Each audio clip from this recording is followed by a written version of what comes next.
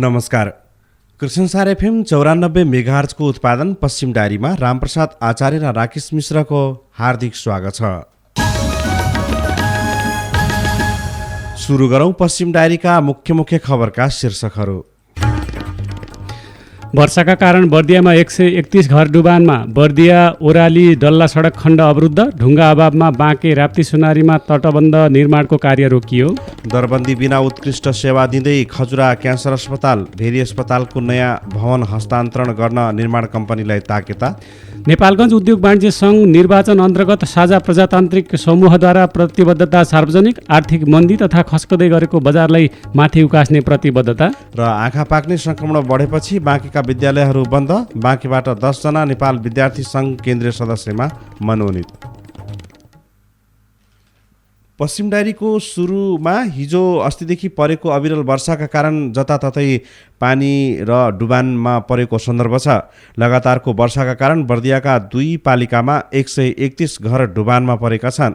जिल्ला प्रशासन कार्यालय बर्दियाले दिएको जानकारी अनुसार गुलरिया र ठाकुरबाबा नगरपालिकामा घरहरू डुबानमा परेका छन्।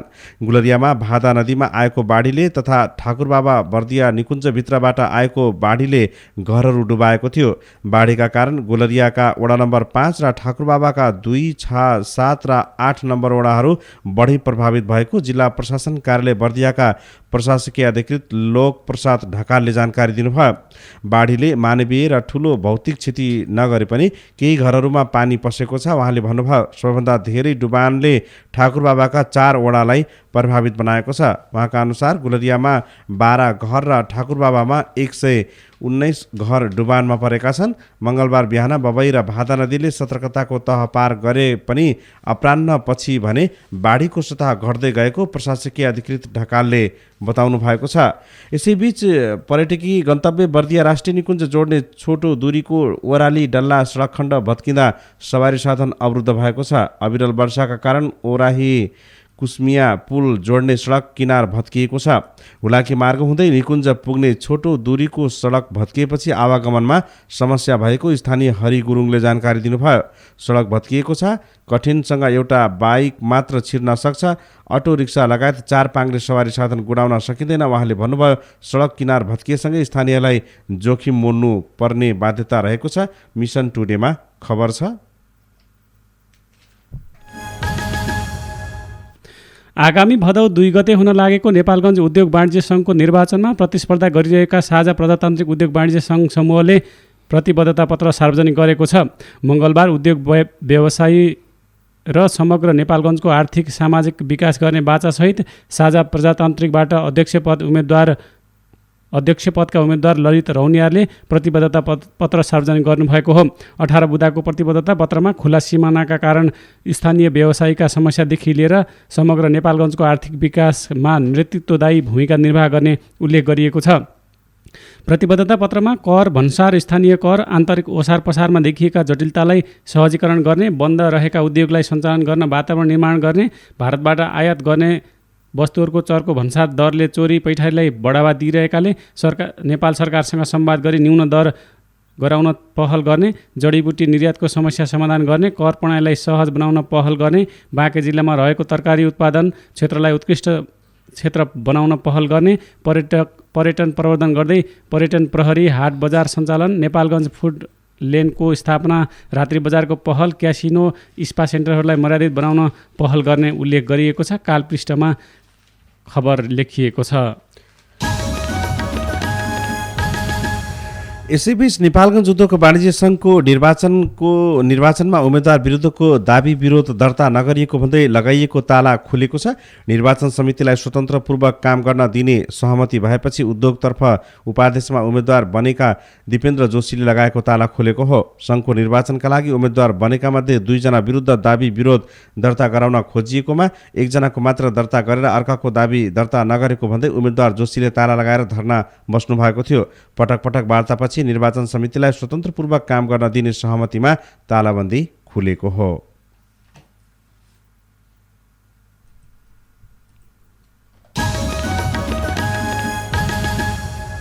बाँकेका 10जना नेभी सङ्घको केन्द्रीय सदस्यमा मनोनित भएका छन्। दुजाङ शेर्पाको अध्यक्षतामा गठित नेपाल विद्यार्थी सङ्घ केन्द्रीय तदर्थ कार्य समितिको सदस्यमा 10जना मनोनित भएका हुन्। नेपाली काङ्ग्रेसका सभापति शेरबहादुर देउवाले देशभरका 710 जनालाई केन्द्रीय सदस्य मनोनित गर्ने क्रममा बाँकेका पनि 10 जना परेका हुन्। केन्द्रीय कार्यालयका सचिव कृष्णप्रसाद पौडेलले जारी गरेको प्रेस विज्ञप्ति अनुसार बाँकेबाट हिमबहादुर शाही, अर्जुन तिवारी, विशाल खड्का, चन्द्रप्रकाश देवकोटा, चक्र रावत, विक्रम ओली, असलम भाट, श्रीदेवी थारू, राम पाण्डे र देवनारायण काफले केन्द्रीय सदस्यमा मनोनित भएका छन्। ढुङ्गाको अभाव भएपछि राप्ती सोनारी गाउँपालिका 7 खल्ला झगडिया स्थित राप्ती नदीमा तटबन्ध निर्माणको काम रोकिएको छ। जनताको तटबन्ध कार्यालय लमही मार्फत असार दोस्रो साताबाट थालिएको काम ढुङ्गा अभाव कोही बीचमा रोकिएको हो। नदी नियन्त्रणका लागि सङ्घीय सरकारबाट असारको दोस्रो साता 2 करोड रुपैयाँ प्राप्त भएको थियो। सोही क्षेत्रबाट निर्वाचित प्रदेश सांसद कृष्ण केसी नमुनाका अनुसार तत्कालै अति जोखिममा रहेका राप्ती सोनारी 2 को कचनापुर 2 खल्ला झगडियामा तटबन्ध निर्माण थालिएको थियो। खल्ला झगडियामा तटबन्ध निर्माणको क्रममा ढुङ्गाको अभाव भएपछि काम बीचमै रोकिएको उहाँले बताउनुभयो। कचनापुरमा तटबन्धको काम लगभग सम्पन्न भइसकेको छ। खल्ला झगडिया करिब 25-30% काम मात्रै हुन सक्यो। सांसद नमुनाले भन्नुभयो, त्यहाँ सबै काम हुन नसकेपछि आएको बजेट अन्य पुराना योजनामा खर्च भयो। खल्ला झगडियामा पुरा काम नभएपछि बचेको रकम यसअघि नै सम्पन्न भइसकेको तटबन्धको काममा भुक्तानी दिनमा खर्च गरिएको जनताको तटबन्ध कार्यालयका प्रमुख धर्मकुमार न्युपानेले जानकारी दिनुभयो। पहिलोपटक बिग बिल्डर प्रयोग गरी राप्ती नदीले कटान गरेका क्षेत्रमा तटबन्ध निर्माण थालिएको ढुङ्गाको समस्या देखिएको बताइएको छ। अन्य स्थानबाट नदीले कटान गर्न थालिसक्यो। उपभोक्ता समितिले राप्ती सोनारी गाउँपालिकालाई ढुङ्गा बापत 9 लाख राजस्व तिरेका छन्। मिसन टुडेमा खबर छ। कृष्णसार एफएम 94 मेगाहर्जको उत्पादन पश्चिमडारी कृष्णसारएफएम.com मा इन्टरनेटबाट प्रत्यक्ष वा डाउनलोड गरेर पनि सुन्न सकिन्छ। अब रेडियो कुराकानी। नेपालगञ्ज उद्योग वाणिज्य सङ्घको निर्वाचन भदौ 2 गते हुन लागेको छ। निर्वाचनमा व्यापारीहरू साझा प्रजातान्त्रिक र समावेशी प्यानल गरी 2 समूह बनाएर चुनाव लड्दैछन्। आगामी नेतृत्व आफ्नो पक्षमा पार्नका लागि उम्मेद्वारहरू अहिले प्रचार प्रसारमा व्यस्त रहेका छन्। कुराकानी गर्दै साझा प्रजातान्त्रिक प्यानलका अध्यक्ष पदका उम्मेद्वार ललित रौनियार नेपालगञ्ज उद्योग वाणिज्य सङ्घमाथि उद्योगी व्यवसायीहरूको उठेको विश्वासलाई पुनः स्थापित गराउन मेरो उम्मेदवारी हो र आज विगत 2-3 कार्यकालदेखि उद्योग वाणिज्य सङ्घ एउटा राजनीतिक अखाडा, एउटा राजनीतिक क्लबको रूपमा त्यहाँ बनाइएको छ, जसले गर्दा उद्योगी व्यवसायीहरूको विश्वास उद्योग वाणिज्य सङ्घमाथिबाट उठिसकेको छ। अनि अर्को कुरा के छ भनेपछि नेपालगञ्ज उद्योग वाणिज्य सङ्घमा जुन अहिले यो पैसाको चलखेल, जोसँग पैसा छ उसले चाहिँ गैर व्यवसायले ल्याएर बाहिरबाट ल्याएर गैर व्यवसायले सदस्यता बनाउने, त्यसपछि के भन्छन् चुनाव जित्ने, सङ्घ कब्जा गर्ने जुन एउटा प्रवृत्ति छ, त्यो प्रवृत्तिको विरुद्ध पनि मेरो उम्मेदवारी हो। त्यो प्रवृत्तिले अन्त गर्नको लागि स्वच्छ निष्पक्ष एउटा व्यापारिक संस्थाको रूपमा उद्योग वाणिज्य सङ्घलाई खडा गर्नुपर्ने अहिलेको उद्देश्य हो र त्यसैको लागि मेरो चाहिँ उम्मेदवारी हो। त्यसो भए तपाईँले उद्योगी व्यवसायीहरूको के मुद्दालाई चाहिँ अगाडि सारेर निर्वाचन लड्दै हुनुहुन्छ? सबैभन्दा पहिलो मुद्दा के छ, जति पनि सीमाबाट जोडिएका जुन सहरहरू छन् ती सबैका समस्या छन्। आज हामी भारतीय बजारमा जाँदाखेरि त्यहाँ पहिला टेक्ने ठाउँ छैन, तर नेपालगञ्जका व्यवसायीहरू सान बचेका अवस्था छ हैन। त्यसकारण सबैभन्दा ठुलो खुला सिमानाले गर्दा भएको समस्यालाई कसरी समाधान गर्ने एउटा चुनौतीको विषय त्यो छँदैछ, विगतदेखि नै त्यो छ। मेरो पहिलो प्राथमिकता त्यो नै हुन्छ र मेरो प्राथमिकता के छ भने सरकारको जुन गैर व्यवसायी अमैत्री जुन नीतिहरू छन्, त्यस्ता भन्सार मूल्याङ्कनका कुरा छन्, जीएसटी बिललाई मान्यता दिलाउने कुराहरू छन्, त्यसैगरी अव्यवहारिक कर नीतिको कुराहरू छन् हैन। अनि नेपालगञ्जको उद्योग वाणिज्यको सचिवालयलाई एउटा प्रविधि युक्त बनाएर, प्रविधि मैत्री बनाएर व्यवसायीलाई कसरी द्रुत सेवा प्रदान गर्ने उहाँहरूको सवालमा के भन्छ मेरो ध्यान। यो जिल्लाको आर्थिक स्थितिलाई कसरी सुदृढ गर्न सकिन्छ, यहाँका साना घरेलु उद्योगहरूलाई कसरी आर्थिक स्थिति उनीहरूको सुधार गर्न सकिन्छ, यहाँका बन्द रहेका उद्योग धन्दाहरूलाई कसरी पुनः सञ्चालन गर्न सकिन्छ, ब्याङ्क ब्याजका कुरा छन् हैन। त्यसैगरी तपाईँको अव्यवहारिक कर नीतिका कुरा छन्, त्यसलाई कसरी सुधार गर्न सकिन्छ, भन्सारको मूल्याङ्कन छ त्यसलाई कसरी सुधार गराउन सकिन्छ सरकार मार्फत।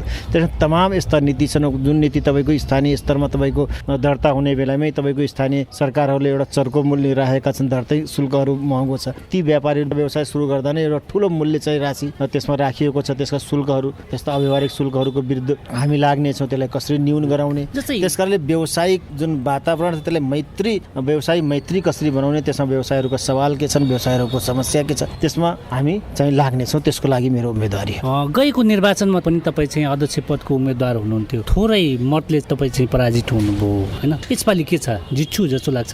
नेपालगञ्ज उद्योग वाणिज्यको एउटा इतिहास के छ भनेपछि पहिलोपल्ट जो हारेको छ दोस्रोपल्ट ऊ जितेको इतिहास अहिलेसम्म नेपालगञ्ज उद्योग वाणिज्यमा रहेको छ। र अर्को कुरा के छ भनेपछि विगतको चुनावमा पनि झिनो मतले मैले हार्दै गर्दा त्यो मैले अघि नै भनिसकेँ, यहाँको सचिवालयको एउटा पक्षपातपूर्ण एउटा रवैया छ। सचिवालय एउटा कब्जा गर्ने रणनीतिमा केही साथीहरू लागेका छन् र त्यो प्रवृत्तिले गर्दा त्यहाँ सङ्घ संस्थामा निष्पक्ष चुनाव जुन हुनुपर्ने, निर्वाचन हुनुपर्ने हो, त्यो हुन सकिरहेको छैन। अहिले नै यसपटक पनि मैले बारम्बार प्रभाव पारिरहेको अवस्था छ। तर निष्पक्ष चुनावले चाहिँ नेतृत्व त्यहाँ आएको अवस्था छैन, न व्यवसायीको त्यहाँ नेतृत्व आएको अहिले अवस्था छ। त्यसकारणले गैर व्यवसायीहरूले चुनेको नेतृत्व कस्तो हुन्छ, त्यो व्यावसायिक नेतृत्व त हुँदैन। त्यहाँ त कब्जा गर्ने मानसिकताले गइसकेपछि त्यो व्यावसायिक नेतृत्व हुँदैन। मेरो बारम्बार मैले भने तपाईँ निर्वाचित भइसकेपछि त्यो कुरा अथवा त्यो जालो तोड्नुहुन्छ? बिल्कुल तोड्छु। र उद्योग वाणिज्य सङ्घलाई मैले पहिले भनिसकेँ, यो व्यवसायीहरूको विश्वासको एउटा ठाउँ हो र त्यहाँ उद्योगी व्यवसायीहरूले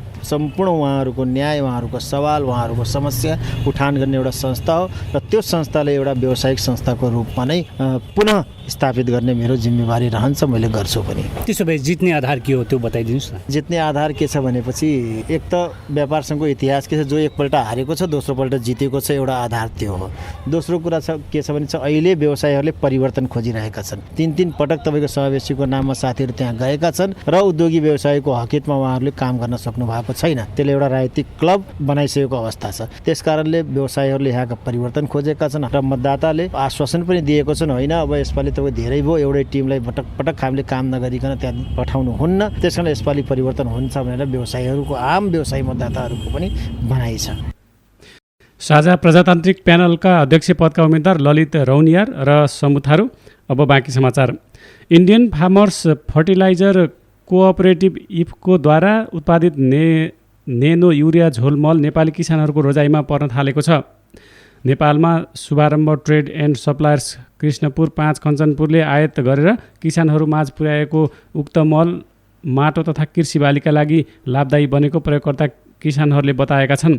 दाङको टरीगाउँ महिला साना किसान सहकारी संस्थाका प्रबन्धक सुनिता भण्डारीले सहकारीका सदस्य किसानहरूले उक्त मल प्रयोग गरेपछि माटोमा सुधार आएको, बाली सप्रिएको प्रतिक्रिया दिएको बताउनुभयो। उहाँका अनुसार सहकारीसँग मलका लागि माग गर्ने किसानहरू पनि बढिरहेका छन्। आजको कालपृष्ठमा खबर लेखिएको छ।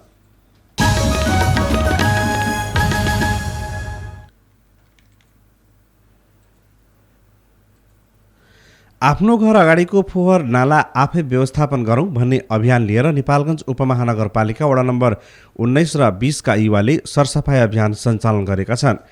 टिम डी एडेज र टिम भैयापुरको संयुक्त युवा टिमले सरसफाई अभियान सञ्चालन गरेको हो। नेताभन्दा पहिला सोच फेरौँ टिम डी एडजको नेतृत्वकर्ता दिनेश थापा मगर भन्नुहुन्छ, मेयर एक्लैले गरेर केही हुनेवाला छैन, हामी सबै आफ्नो ठाउँबाट अग्रसर हुनैपर्छ। सरसफाई अभियान अन्तर्गत सोमबार र मङ्गलबार 35 बढी युवाहरूले नाला सडक सरसफाई गरेको थापाले जानकारी दिनुभयो। आफ्नो घर अगाडि सफाई गर्न पनि मेयर ताकेर होला सोचमै समस्या औल्याउँदै अभियन्ता थापाले भन्नुभयो, प्रत्येक नगरवासी जिम्मेवार नभएसम्म हाम्रो घर, हाम्रो सहर सफा हुँदैन हो। उपमहानगरपालिकाले आवश्यक प्राविधिक सहयोग गर्न जरुरी छ, थापा भन्नुहुन्छ। दैनिक नेपालगञ्जमा खबर छ। अब बाँकी समाचार। बाँके खजुरामा सञ्चालित सुशील कोइराला पर्खर क्यान्सर अस्पतालमा हालसम्म पनि स्थायी दरबन्दीका कर्मचारी नहुँदा अस्पताल सञ्चालनमा कठिनाई परेको छ। नेपाल सरकारको माताहतमा आई सञ्चालनमा आएको 6 वर्ष पुरा भइसक्दा पनि अस्पतालले अहिलेसम्म स्थायी नियुक्तिका कर्मचारी पाउन सकेको छैन। अस्पताल अहिले काज, करार र अस्थायी कर्मचारीको भरमा छ। काज र करारमा रहेका चिकित्सक र कर्मचारी पनि आवश्यकताको 25% मात्रै रहेको सुशील कोइराला पर्खर क्यान्सर अस्पतालका मेडिकल सुप्रिन्टेन्डेन्ट डाक्टर निरज भट्टराईले बताउनु भयो। डाक्टर भट्टराई पनि काजमै खटिनु भएको छ। उहाँको दरबन्दी भने भेरी अस्पतालमा छ। दैनिक 200 देखि 300 बिरामी उपचारका लागि अस्पतालमा एकजना पनि स्थायी दरबन्दी नभएको बताउँदै काज र करारमा रहेको जनशक्ति पनि निकै अपुग रहेको भट्टराई बताउनुहुन्छ। अस्पतालमा हाल चिकित्सक र कर्मचारी गरेर 110 जना कार्यरत रहेको बताउँदै भट्टराईले अस्पताललाई गतिशील बनाउनका लागि 400 जनशक्ति आवश्यकता रहेको बताउनु भयो। पश्चिम नेपालमा लुम्बिनी, कर्णाली र सुदूरपश्चिम गरेर 3वटा प्रदेशको 40 जिल्ला र छिमेकी राष्ट्र भारतका पनि केही जिल्लाका क्यान्सर रोगको बिरामीको उपचार गर्दै आएको पश्चिम नेपालको क्यान्सर अस्पतालले गत आर्थिक वर्षमा 29,255 जना क्यान्सरका बिरामीको उपचार पनि गरेको छ। तिलक गाउँलेले मिसन टुडेमा खबर लेख्नु भएको छ। काठमाडौँबाट आएको जहाज नेपालगञ्ज विमानस्थलमा ल्यान्ड गर्ने बेला रनवेमा कुकुर देखिएपछि जहाजले ओभरसुट गरेको छ। मङ्गलबार अपराह्न श्री एयरलाइन्सको जहाजले ल्यान्ड गर्ने बेलामा रनवेमा कुकुर देखिएपछि ओभरसुट गरेको हो। नेपालगञ्ज विमानस्थलका प्रमुख सुरेश खनालले रनवेमा कुकुर देखिएको पुष्टि गर्नुभयो। जहाज ल्यान्ड गर्ने बेलामा रनवेमा कुकुर देखिएपछि ओभरसुट गरिएको थियो। उहाँले भन्नुभयो, कुकुरलाई धावन मार्गबाट धपाएपछि जहाजलाई अवतरण गराइएको थियो। नेपालगञ्ज विमानस्थल स्रोतका अनुसार पहिलो पटक ओभरसुट गरेको उक्त जहाज दोस्रो पटक मात्र ल्यान्ड गरेको थियो। मिसन टुडेमा खबर लेखिएको छ। नयाँ निर्माण भएको ओपिडी भवन हस्तान्तरणमा ढिलाइ नगर्न भेरी अस्पताल व्यवस्थापन समितिले निर्माण कम्पनीलाई ताकेता गरेको छ। लामो समय बितिसक्दा समेत भवन हस्तान्तरण नहुँदा अस्पतालले अहिले पुरानै भवनबाट सेवा प्रवाह गर्दै आएको छ। भेरी अस्पतालमा 150 शय्याको स्वीकृति भए पनि पुरानो भवनबाट 162 शय्या बिरामीको उपचार भइरहेको छ। भेरी अस्पतालमा निर्माण भइरहेको ओपिडी भवन निर्माण सम्पन्न भएर हस्तान्तरण गर्न ताकेता गरिएको अस्पताल विकास समितिका अध्यक्ष वीरेन्द्र शाहले बताउनु भएको छ। उहाँका अनुसार भदौ 15 भित्र हस्तान्तरण गर्न भनिएको छ। निर्माण कम्पनीले अन्तिम काम पनि भइरहेको बताएको छ। मिसन टुडेमा खबर छ। आँखा पाक्ने रोगको प्रकोप बढ्न थालेपछि नेपालगञ्ज उपमहानगरपालिका र खजुरा गाउँपालिकाका विद्यालयहरू बन्द गरिएका छन्। दुवै पालिकाले आँखा पाक्ने रोगको प्रकोप बढ्दै जान थालेपछि शुक्रबारसम्मका लागि विद्यालय बिदा गर्ने निर्णय गरेका हुन्। आँखा पाक्ने रोगको प्रकोप बढेपछि नेपालगञ्जका निजी तथा संस्थागत विद्यालयमा बिदा दिने निर्णय भएको नेपालगञ्ज उपमहानगरपालिकाका शिक्षा महाशाखा प्रमुख गोर्खबहादुर थापाले जानकारी दिनुभयो। उहाँले प्याप्सन एनप्याप्सन लगायतसँग छलफल गरेर नगरका सम्पूर्ण विद्यालय बुधबारदेखि बन्द गर्ने निर्णय भएको बताउनुभयो। एउटै विद्यालयमा 100-200 विद्यार्थीको आँखा पाक्ने समस्या देखिएको छ। उहाँले भन्नुभयो, प्रकोप देखिएका र नदेखिएका विद्यालयहरू बन्द गर्न भनेका छौँ। आजका पत्रपत्रिकामा खबर लेखिएको छ। नेपालगञ्जका अग्रज पत्रकार तथा दैनिक नेपालगञ्ज पत्रिकाका प्रधान सम्पादक झलक गैरेलाई नाइस नेपालगञ्ज अवार्ड 2023 प्रदान गरिएको छ। पत्रकारिता मार्फत समाज निर्माणमा अमूल्य योगदान गरेको भन्दै उहाँलाई हिजो उक्त अवार्ड प्रदान गरिएको हो। उक्त अवार्ड सहित पत्रकार गैरेलाई 10,000 नगदसहित अवार्डले सम्मानित गरिएको हो। यता रेडियो कृष्णसार एफएमको प्रसारण हुने रेडियो इजलास कार्यक्रममा आज मानव जीवनमा योगको महत्त्व, योग साधना, आसन, प्राणायाम, ध्यान, व्यायाम लगायतका विषयमा कुराकानी सहितको बहस गर्न लागेको छ। कार्यक्रम प्रस्तुता वसन्त गौतमले जानकारी दिनुभएको छ।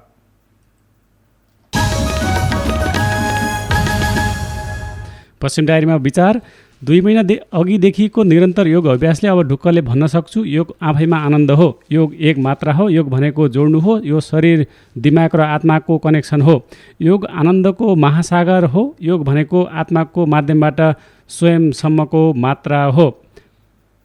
नियमित योगको अभ्यासले शरीरमा हल्कापन आउँछ। यसले सम्पूर्ण अङ्ग प्रत्यङ्ग तथा कोषलाई समेत प्रवाहन र स्वास्थ्य बनाउँछ। योग अभ्यासका विधिबारे राम्रो जानकारी राख्यो भने एक्लै गर्न कुनै कठिनाइ हुँदैन। आजको दैनिक नेपालगञ्जमा वसन्त गौतमले मानव जीवनमा योगको महत्त्व शीर्षकमा आफ्नो विचार लेख्नु भएको छ। यिनै खबरसँगै बिहान 6:30 बजेको पश्चिम डायरी सकियो। बिदा माग्नु अघि मुख्य खबरका शीर्षकहरू फेरि एकपल्ट।